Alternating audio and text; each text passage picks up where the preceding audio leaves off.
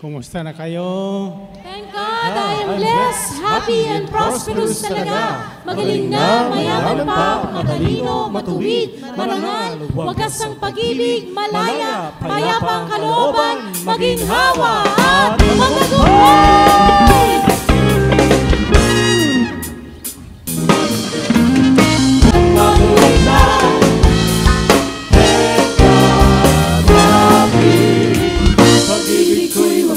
Happy and prosperous.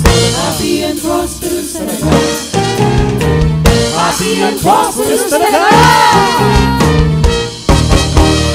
Thank God, I am blessed, happy and prosperous talaga. Magaling na, mayaman pa, matalino, matuwid, marangal, wagas ang pag-ibig, malaya, payapang kalooban, maginhawa at magtagumpay! Purihin ang Panginoon. O taas ang dalawang kamay, isigaw niyo ang salitang, Lord, I love you. Totoo? Isigaw niyong 4 na ulit. Lord, I love you. Lord, I love you. Lord, I love you. Lord, I love you. Okay. Ayon sa 1 Corinthians 13:13, nasasulat doon, lahat ay maglalaho. 3 lang ang mananatili.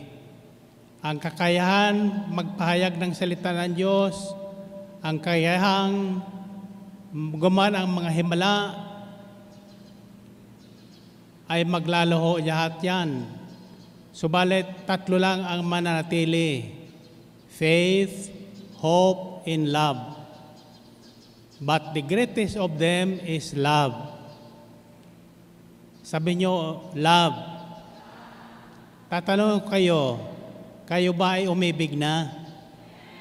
Today, ang pag-uusapan natin ay tungkol sa pag-ibig ng Diyos. The fruit of God's love. So our password for today is O-O-O-O. Sabihin nyo nga. 4 na O. For us, of love. Noong nakaraang Martes, ang ating narinig na mensahe are the first letter of love. 4 na L. Kaya sabi ng iba, bakit magiging 4 ang L ng love? At bakit naman magiging 4 ang O ng love? The first O stands for offering. Listen to this song, Offering of Love. Taas ang inyong mga offering at mga prayer request. Karamihan prayer request lang, walang offering.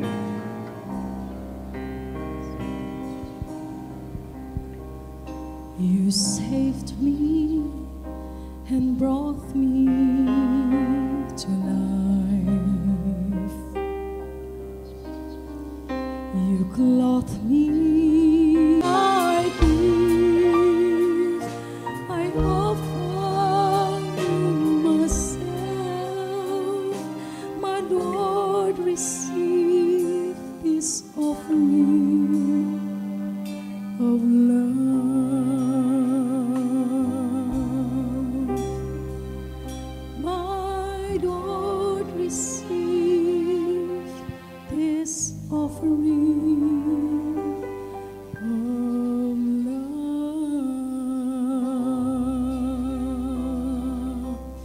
That song is taken from the book of Romans, chapter 12, verse 1. It says, Therefore, I urge you, brothers and sisters, in view of God's mercy, to offer your bodies as a living sacrifice, holy and pleasing to God. This is your true and proper worship sa Panginoon. Ialay natin ang ating mga sarili sa Diyos sapagkat inialay niya ang kanyang sarili. Ang totoo lang, ang una nag-alay ng kanyang sarili dahil sa pagmamahal o pag-ibig ay ang Diyos. Narapat lang natin ialay, gantian, tapatan ang alay ng Panginoon ng pag-aalay natin ng ating mga sarili. Kaya tayo naririto tuwing araw ng Martes at Sabado sapagkat natuto tayong mag-alay sa Diyos. In other words, we know how to appreciate God's offering of love for all of us. Kaya lahat na nag-alay ng kanilang sarili sa Diyos ay may gantimpalang inalaan ang Diyos kanilang lahat. Sabihin niyo, Panginoon, salamat po sa inyong dakilang pag-ibig sa amin. Ngayon, alam ko na kung bakit lahat kong kailangan ay dumarating. Sa panahon ng kawalan, hindi ako nawawalan. Sa panahon ng karamdaman, kusa akong gumagaling sapagkat ako ay iniibig ninyong tunay. Ganon din, alay ko sa inyo ngayon, hindi lamang ang aking panahon, kundi ang aking sarili. Habang ako ay nabubuhay, kita'y aking sasambahin, paglilingkuran sa Espiritu at katotohanan. Sa pangalan ni Jesus. Everybody say Amen. Lakasan nyo. Amen. Purihin natin ang Panginoon. Purihin ang Diyos. Okay. Makakaupo na may upuan. Yung wala, manatiling magkatayo. And by the way, for your information, makikita nyo ang pagbabago sa ating kapaligiran sapagkat ginagawa na po ang Cavite C5 para yung mga Quezon City, Marikina, Antipolo ay madaling makarating sa Ambel City. Hindi na kayo dadaan sa EDSA, sa traffic. Dito na kayo dadaan. At ang baba nyo, dito mismo sa Ambel City. Kung sa tayo may gawain. Ganyan kabuti ang ating Diyos. God provides everything we need para wala tayong dahilan bakit hindi tayo makarating dahil sa traffic. Bakit tayo naantala dahil sa traffic. Ngayon, binibigyan tayo ng Panginoon ng pamamaraan para ang lahat na dahilan natin sa buhay para siya sambahin sa Espiritu at katotohanan sa araw ng pagsamba ay mawala ang mga dahilan na yan. May kasabihan, pag-ibig, may paraan. Pag-ayaw, maraming dahilan. Kaysa quarantine, kaysa may COVID-19, kaysa senior na, kaysa bata pa, kaya hindi makarating. Lahat kayong hinahamon ng Panginoon, ialay nyo ang inyong sarili, siyang bahala sa atin. The first letter of the proof of love, I call this message the proof of God's love. Ang katunayan, katibayan ng pag-ibig ng Diyos sa tao na kanyang nilalang. The first O stands for offering. So the first thing that we should offer to God is ourselves, our body, as a living sacrifice. Buti nga, living sacrifice eh. Ang sacrifice noon tinatawag for sin offering ay pinapatay na kordero. Subalit, hindi na kailangan yon sapagkat ang kordero ng Diyos na inilay sa atin ay nag-alis ng lahat ng ating kasalanan. Once and for all, Jesus died for us all. Once and for all. Sa lahat ng makasalanan, inaalay ng Diyos ang kanyang sarili sa pamagitan ni Kristo Jesus upang tayo mga makasalanan ay makalapit sa Kanya, diretsuhan, makahingi ng lahat ng ating kailangan araw-araw. Amen ba? Sapagkat nung unang panahon, ang nakakasamba lang sa Diyos, nakakalapit sa Kanya, ay yung mga saserdoting pinili niya. Subalit, sa pamagitan ni Kristo, ng pag-alay ng Kanyang sarili, doon sa cross sa Kalbaryo, lahat na makasalanan ay libre nang lumapit sa Diyos.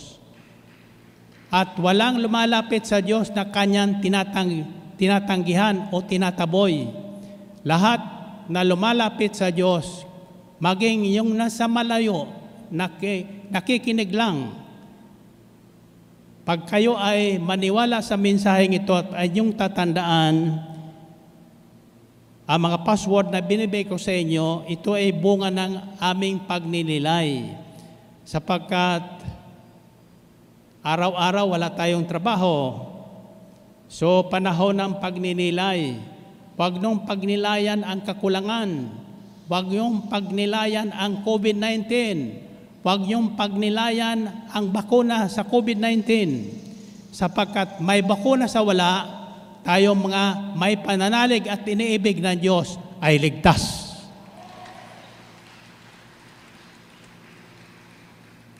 Now you do believe, kayo ba'y nanalig na ang pag-ibig ng Diyos ay makapangyarihan? For us to know the power of love, the next O stands for obedience. Listen to this song, The Power of Love.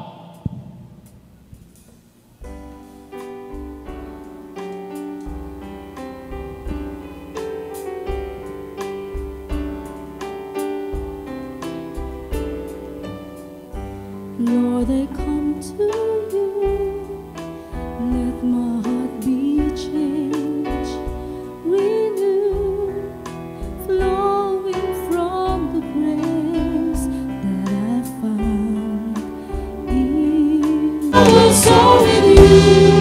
Your spirit leads me on by the power of your love.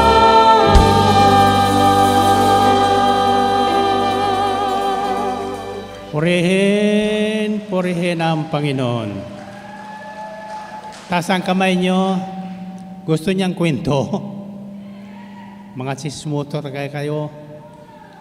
Noong unang panahon, wala pang gawain ng El Shaddai. Nang ako'y tawagin ng Panginoon sa pamagitan ng radio broadcast.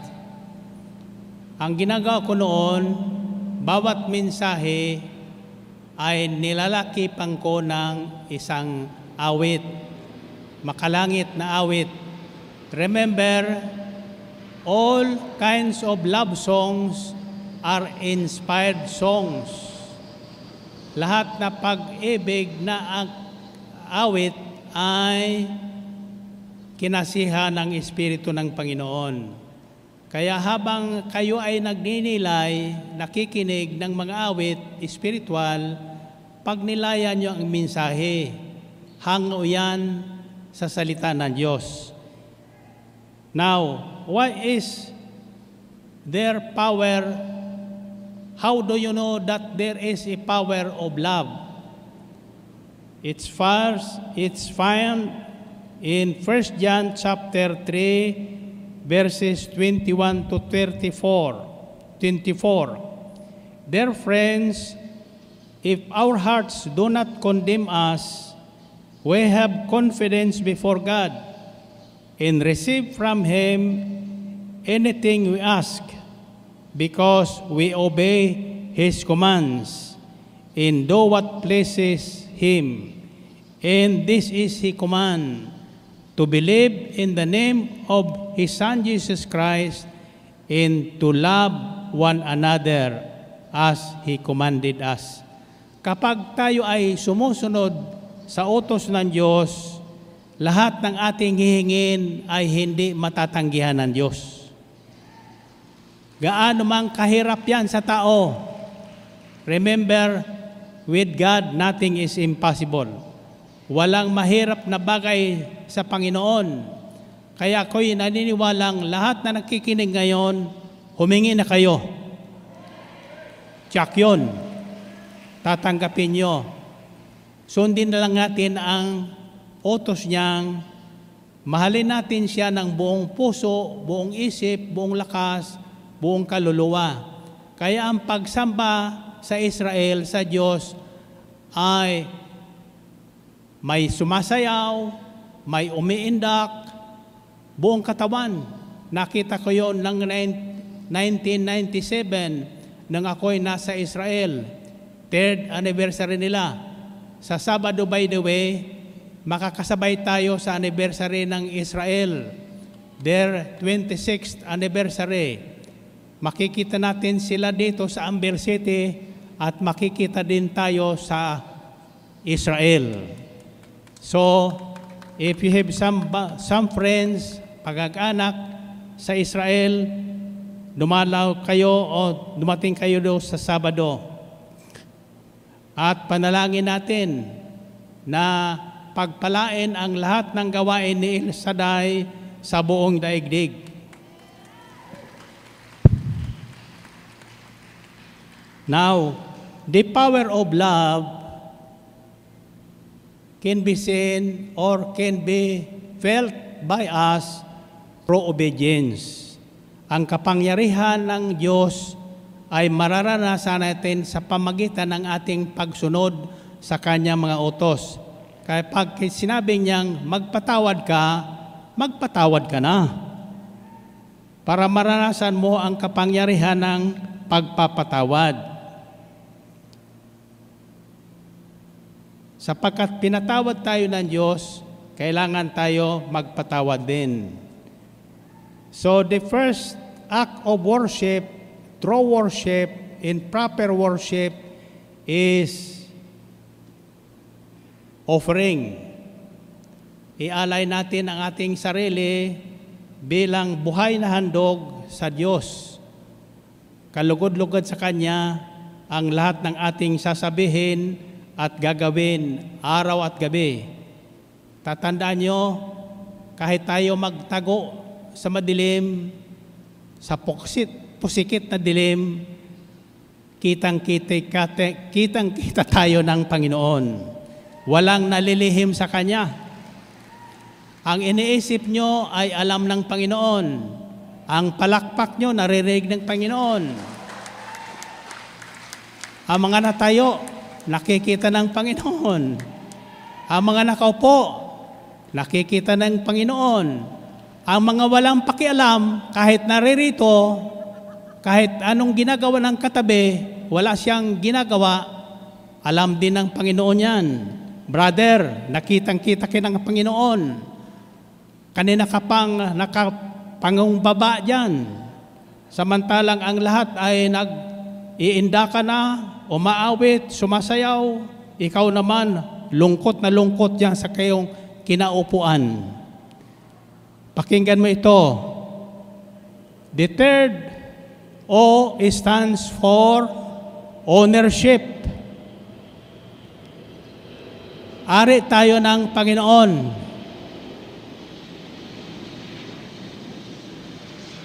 Ang lahat ng bagay na likha ng Diyos sa balat ng lupa ay pag-ari ng Diyos. Kasama ang ating katawan, kasama ang ating hininga, kasama ang ating buhay. We are His ownership. The third O stands for ownership. Saan nyo masusupungan yan? 2 Corinthians chapter 1 verses 1, 21 to 22. It says, now it is God who makes both us in you stand firm in Christ. He anointed us, set His seal of ownership on us, and put His Spirit in our hearts as a deposit, guaranteeing what is to come. Tayo ay pag-aari ng Diyos. Silyado na tayo ng Kanyang Espiritu. Seal of ownership on us. Bilang pag-ari ng Panginoon, tatandaan nyo ito, hindi tayo makakalimutan ng Panginoon. Hindi kita malilimutan.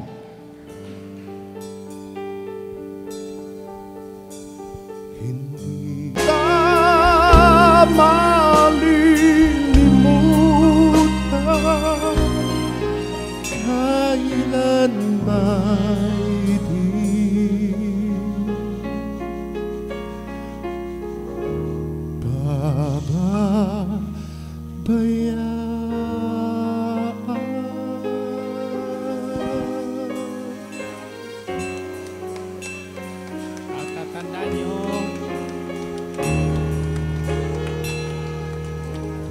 Tatandaan nyo lagi, hindi kayo nag-iisa.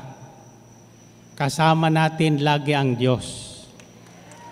Walang taong nagmahal sa Diyos na pinabayaan ng Panginoong Diyos.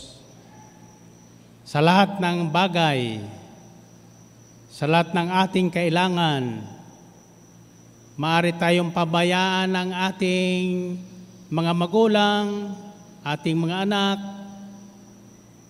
lalo na pag matanda ka na, pero tatandaan nyo ito, ang hindi tayo pababayaan ng Diyos. Hindi tayo makalilimutan ng Panginoon. Bakit? Sapagkat tayo ay sa Kanya. Nilikha tayo, binigyan ng buhay, binigyan ng hinga para sa Kanya.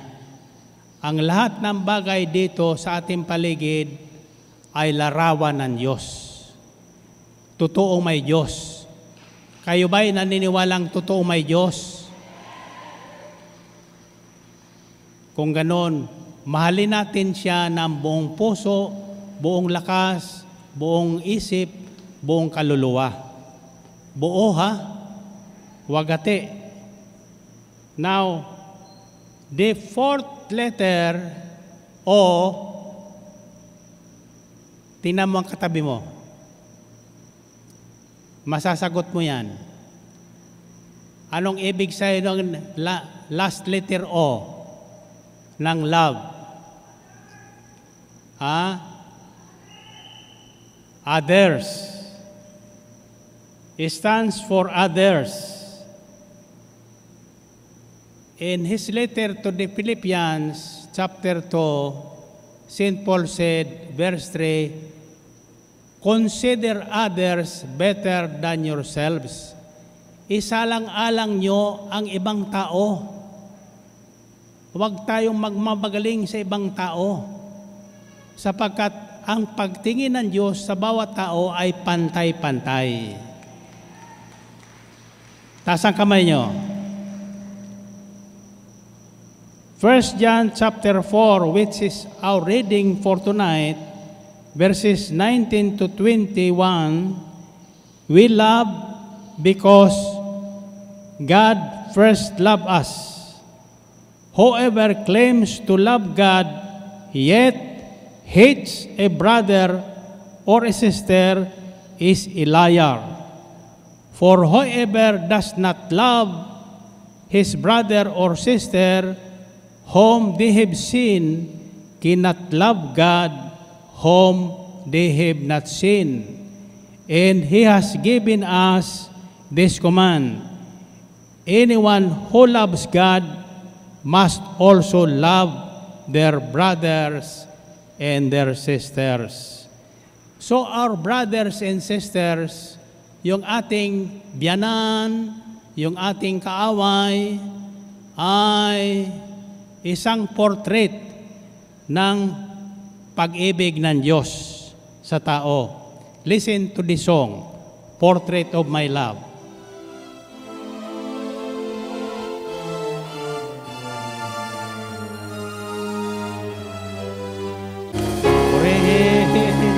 Purihin ang Panginoon. Gusto nyo akong umawit niyan? Gusto nyo? Ayaw ko nga. Baka mawala kayo dyan eh. Noong unang panahon, ako'y umaawit. Subalit, Hindi talaga yung kaloob ka sa akin ng Panginoon eh. Ang sabi ng Panginoon, ang bigay ko sa iyo, maghayag ng aking salita. Magnilay at saliksikin ang ibig sabihin ko sa kasulatan. At ito ang ginagawa ko ngayon. Binabahagi ko sa inyo ang nasasaliksik ko sa kasulatan sa panahon ng pandemyang tinatawag. Kaya tama ang nasusulat. Sabi sa aklat ng Roma 8:28, and we know that in all things God works for the good of those who love Him according to His good purpose. Ang lahat ng pangyayari ay ikabubuti natin kung mahal natin ang Diyos. Sapagkat sa panahon ng pandemya, hindi dapat lumalayo ang tao sa Diyos, lalong kumakapit sa Diyos. Hindi kumakapit sa pratim, kundi sa salita ng Diyos kumakapit ang taong nagmamahal sa Diyos. At ang taong nagmamahal sa Diyos, mahal niya ang kanyang kapwa, maging ang kanyang kaaway, maging ang kanyang biyanan na kuripot. Mahal nyo ang mga biyanan na kuripot, mahalin nyo ang inyong mga manugang. Iyan ang ibig ng Diyos. Magmahalan tayo. Kayo ba'y naniniwalang mahal kayo ng Panginoon? Okay, awitin natin, mahal tayo ng Diyos.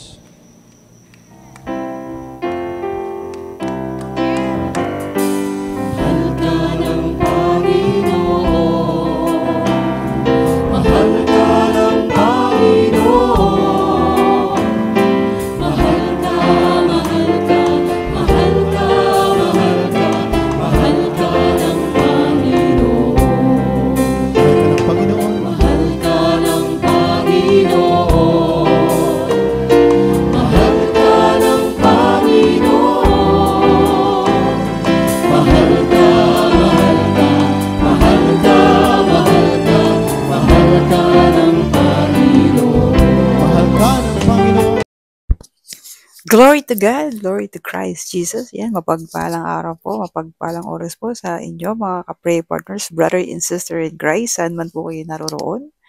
Ayan, isa na naman pong playback ang ating natunghayan ng ating gwapong punong lingkod, Brother Pike C. Velarde. At ito po ay ang gawain noong November 17, 2020. So ito po ay panahon pa ng pandemic at yung mga tao ay meron pang face mask at face shield. So ito po ay ang 4O of love. So yan, meron po siyang ibinahagi na 4 O's of love. So number 1 ay offering. So Jesus offered His body.